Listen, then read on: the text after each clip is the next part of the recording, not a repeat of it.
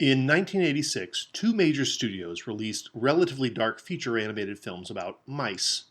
Steven Spielberg and Disney rebel Don Bluth put out An American Tail, probably one of Bluth's better movies. Disney, on the other hand, had been struggling. In 81, they'd done the spotty Fox and the Hound, and in 85, they put out the really awful Black Cauldron. I vividly recall my family watching Siskel and Ebert immediately before going to see An American Tail in the theater. I had loved Secret of NIMH, and I had high hopes, but... This movie is real serious with no announced purpose as to why it's real serious. The other thing that I hate... My mom said, "Don't worry, those are just reviewers." But I realized in the theater, Ebert was right. Yet 13-year-old me loved Great Mouse Detective, as did both Siskel and Ebert. I was sort of surprised how much I liked this movie. I was surprised, too, because I haven't liked a Disney animated feature in more than a decade. I suspect this is because it was never really meant as a children's film. It's warm, funny, clever, but it doesn't shy away from being terrifying. It felt like Disney Animation had taken a page from Disney live action, which had recently enjoyed hits with adult-friendly fare like Tron. Do you still leave her clothes all over the floor? No. Alan! I mean, not that often. And Splash. This isn't the wink-wink, nudge-nudge adult jokes of later films. Oh, I got a fur wedgie. It's pure and simple. We are making this for a different audience. Those few who do remember this movie probably would mention a few tidbits. First, the first major use of CGI in an animated film, and it's glorious. Traditional animation and CGI are blended seamlessly. It makes the same directorial team's attempts 10 years later in Treasure Planet look jarring. It is quirky that the first two great uses of CGI in the films were both in offbeat Sherlock Holmes movies, 1985 and 1986. Second, cold-blooded murder. The scene where Bartholomew gets fed to Felicia is absolutely the scariest thing in any Disney cartoon. It's scarier than Snow White and the Huntsman, or the stuff that got Black Cauldron rated PG. Third, unrelenting darkness. Of the Disney catalog, only The Rescuers comes close to this kind of sunless world. In some ways, The Great Mouse Detective feels more like a direct sequel to that film than Rescuers Down Under does. And fourthly... Smile, everyone.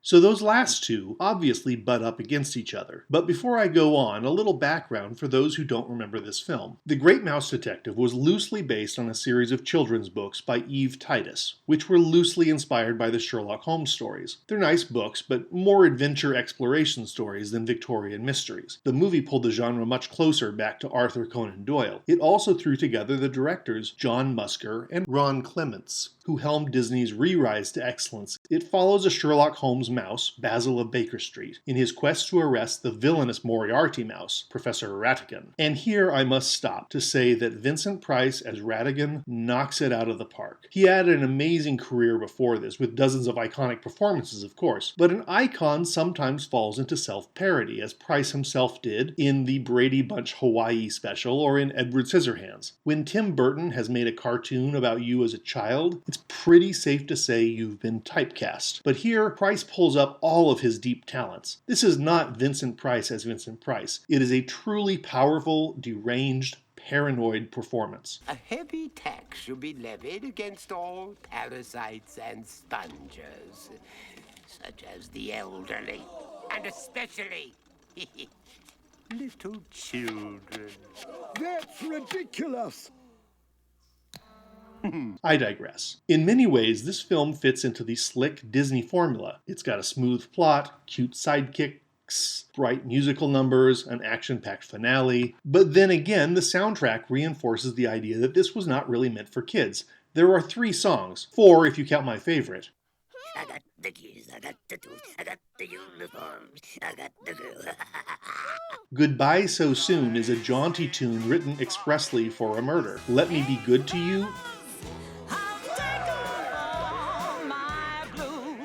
beggars the imagination. And the big show tune, Ratigan's theme, includes lines like, "Even meaner, you mean it? Worse than the widows and orphans you've drowned?" It's very funny. It's a big number, and I love its depravity, but the DVD release includes a sing-along for the children. Disney movies since the 1990s have tended to have a clear lesson to teach. Let It Go, Hakuna Matata, Ohana Means Family, and a lot of sunny patches between the clouds, even when dealing with serious topics like fratricide or child protective services. cameras. The Great Mouse Detective will have none of that. The entire movie takes place at night. Rainy, thunderous night. And much of it in seedy bars and in sewers. Unlike the Black Cauldron, where the henchmen look like rejects from the Dragon's Lair video game, here you really get the feeling that these lost souls turn to crime because there's no alternative. And the desperation isn't just limited to the villains. Now, Dawson and Olivia Flavisham are sweet, wonderful characters, and we need them to get through this. But overall, this is the story about a man, a mouse, struggling with mental illness.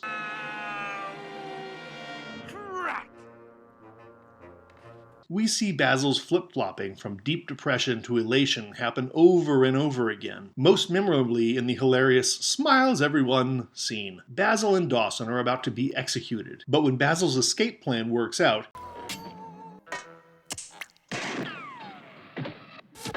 he has no memory of almost being horribly splatted seconds before, and is so happy that his scheme has succeeded, he drags Dawson and Olivia along into his delirium. Smile, everyone.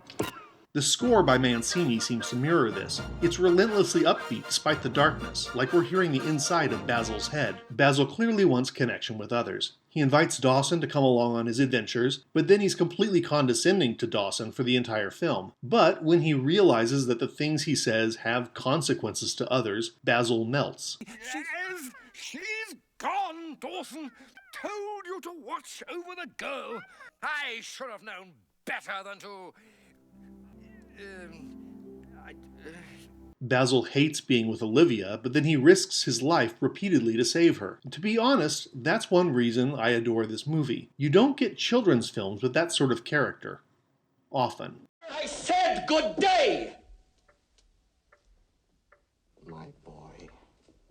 You did it! You did it! I knew you would! Ratigan clearly is Basil's evil doppelganger, just as Moriarty is to Holmes. And this movie copies Basil's manic-depressive personality onto Ratigan as well. Ratigan flips from suave to crazy numerous times. In the end, it's Basil's decision to commit to friendships that saves him. Not from Ratigan. It's his brains and courage that do that. But we end this dark, cold movie in a warm place because Basil recognizes that Dawson can balance him.